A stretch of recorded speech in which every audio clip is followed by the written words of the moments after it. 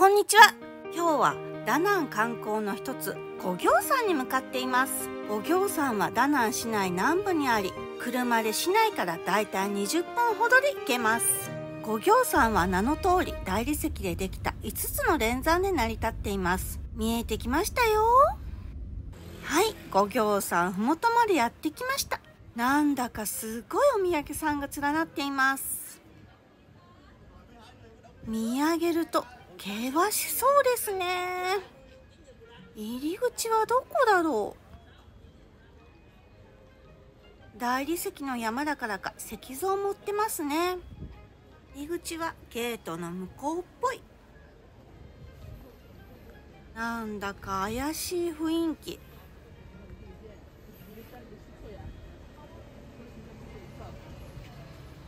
さすがダナンの人気観光地の一つ、人がいっぱいですね。お、あれかな。いかにもなのでパチリと。こちらは五行山地下に広がる安風洞窟のようです。では行ってみます。入り口にはお花がたくさん咲いていて綺麗ですね。五行山登るだけだとこの奥にあるエレベーター近くの入り口から入場です。そちらは次回ご紹介しますね。五行山の観光案内とかで見ると、五行山の一部でちょろっとしか紹介されてないのですが、別料金となっており、これはこれで立派な観光施設になっています。ここまで立派な感じとは知らなくて、実際来てみてこれは入らないともったいなさそうと、こちらの動物たちに見守られて入場です。でも分かるように人がいっぱい。五行山の一部というより立派な観光施設です。こんな感じになってるとは来てみないとわからないですね。入ってみると想像以上の規模でかなりの見応えです。ここは人が通るために掘ったんでしょうが、すでにすごい閻魔様のようなレリーフが彫られていて、仏様の映像が飾られ、どんどん階段を下がっていきます。あの赤いものは何だ。地下空間は天井も高く広々しています。近くで見てみると慰霊碑のようです。ここはベトナム戦争の際軍に使われていたようで、ベトナム戦争の戦死者を弔っているのでしょう。もしかしたら多くの霊魂がこの周りにいるのかもしれません。慰霊碑と同じ理由なのか、周りには大理石で作られた橋の池の仏様、お線香が焚かれています。このライトアップもあって荘厳な雰囲気です。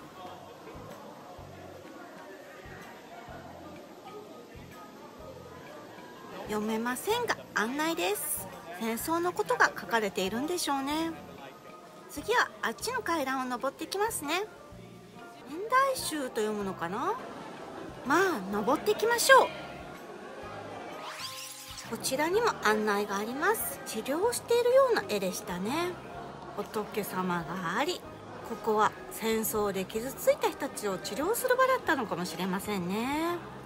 奥に何か派手なものが見えてきました。奥に見えていたのは祭壇かな。上に登っても良さそうですね。このイルミネーションは何だろう。仏様もイルミネーションで派手派手しいです。上の光だけでも神秘的になりそうな雰囲気がありますが、大きそうに見えますが洞窟が大きいんです。私と比べるとこんな感じで、真ん中から見渡すとこんなに広いんです。ここにも祭壇のようなものがあります。ここも天井が高い。ここは後で調べるとハウグワンデンと言われるところでした。なので後ろには裁判官らしき像がたくさん並んでいます。銅像を見ながらチャンネル紹介です。野外活動部は山と旅を行きやすく、行った気になる動画作ってます。登山や旅行好きはぜひチャンネル登録よろしくお願いします。ここの空間も広く、全体を見渡すとこんな感じです。どんどん奥に進んでいきますよ。十字架らしきものがありますね。ここはあんまり天井は高くない。こちらは仏様。十字架だからキリストの方か。ここからは地獄門のエリアになります。洞窟内はこのような感じで外の光が差し込むところがあります。この辺りも地獄門エリアなのでそういう関係かな。確かに地上から地獄に落ちたように見えますね。再び階段を下っていきます。階段の途中でこのような地獄があります。どんどん下っていきますよ。狭い階段に人でいっぱいです。この状態こそ狭いとこに押し寄せてきてまるで地獄のようです。ここも地獄で苦しんでいる状況ですね。地獄といえば鬼です。そろそろ皆さん気づいたかと思うのですが、ここかなりの登山です。このような急で狭いところを急激に下って登ってきます。かなりの高低差があります。ヘビがなんか食べようとしてる。天井も低くなってきて腰を曲げながら進みます。この狭い通路にこのようにいくつもの地獄を連想させるオブジェがあります。いやー、よくこれだけたくさん作ったものです。まだまだ下りが続きます。ここにも祭壇みたいなものがあります。ここはちょっと広い空間になっています。ご覧いただいている方は今どの辺りにいるのだろうと思われると思いますが、入り口にこんな簡単な地図があります。おそらくこの辺りです。この地図もかなりアバウトです。こんだけ人がいるとついていけばなんとかなりますが、大きく分けて入ってすぐの慰霊碑があった空間、その少し奥に祭壇があった空間、そこから狭い階段を下ると地獄エリアです。地獄エリアは複雑に迷路のようになっていますが、もしわからない、元に戻ろうと思えば階段を登っていけば祭壇に戻ります。私も階段を登ってなんとか祭壇に戻ってきました。ここが一番広い空間ですね。願ったら鳴らしてみます。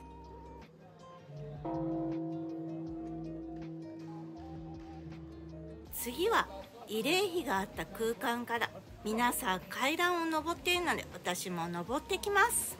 いやー、ほんと登山です。五行山も少し登るとは思っていましたが、こっちの方が実は登ってます。なので五行山行く前にこちらを寄っていった方がいいです。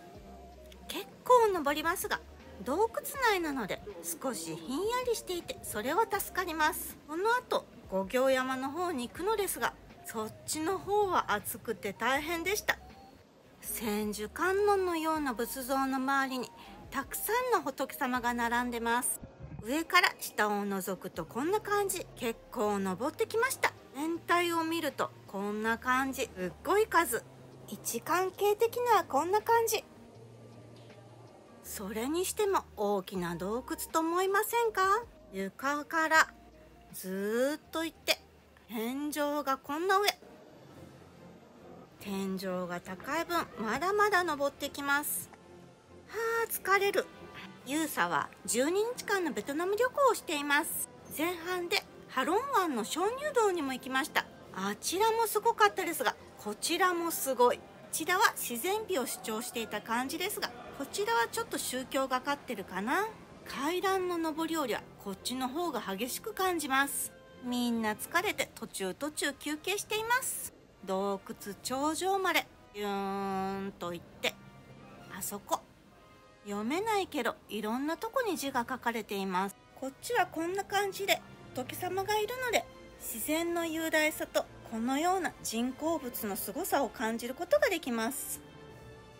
あと少しで洞窟頂上。上に行けば行くほど道は狭くなり、このようにすれ違うのも大変。かなり登ってきましたよ。あと少し。頑張れ。頑張るよ。あまりにも急なので手すりがついています。手すりを這いながら登っていきます。ベトナムで登山するとは思ってなかったよ。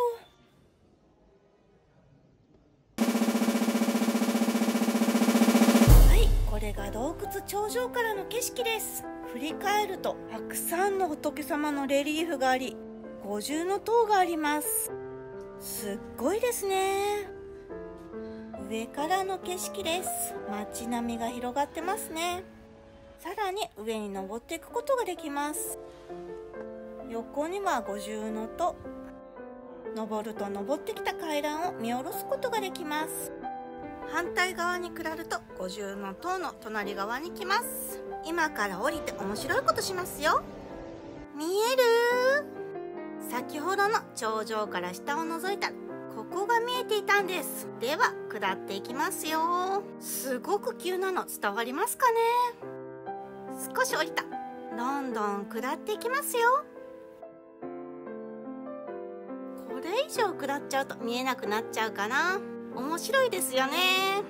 では真面目に下っていきます。足元の方はこんな感じです。急ですが石畳になっているので安全な感じです。慎重に頑張って登ってくれれば問題はありません。大きな鳥の絵が描いてますね。登りはちょっとしんどすぎて細かく写せなかったので少し細かく写していきます。いかがですか？これでアンフー洞窟は全て見た感じになります。もともと自然にできた洞窟に人の手が加えられ、仏様がたくさんでしたね。100円程度でこれだけ見応えあると5行さんだけ行って帰ってしまうのはもったいないでしょ。ぜひ立ち寄ってみてください。ただかなり上り下りあるので覚悟はしてくださいね。最初さらっと通り過ぎましたが、入り口近くの装飾もすごいんです。最初は切り立った岩壁に圧倒されましたが、全体はこんな感じ。一つ一つの動物の彫刻も細かいんですよね。可愛いよりもリアル感を追求した作品ですね。五行山は大理石でできた山なので、こちらの橋も彫刻も大理石でできています。ベトナムは資源が豊富という話でしたが、これも宝の山なんですね。戦争になってしまうのもわからなくはない。では次回ベトナム編、このエレベーターで五行山です。次回は金曜20時、剣山です。日本百名山の山、素晴らしかったです。ご視聴ありがとうございました。次回の動画もお楽しみに。ここです、ここです。ここをポチッとお願いします。できましたか？ここです、ここです。していただけた方、ありがとうございます。またお会いできるのを楽しみにしています。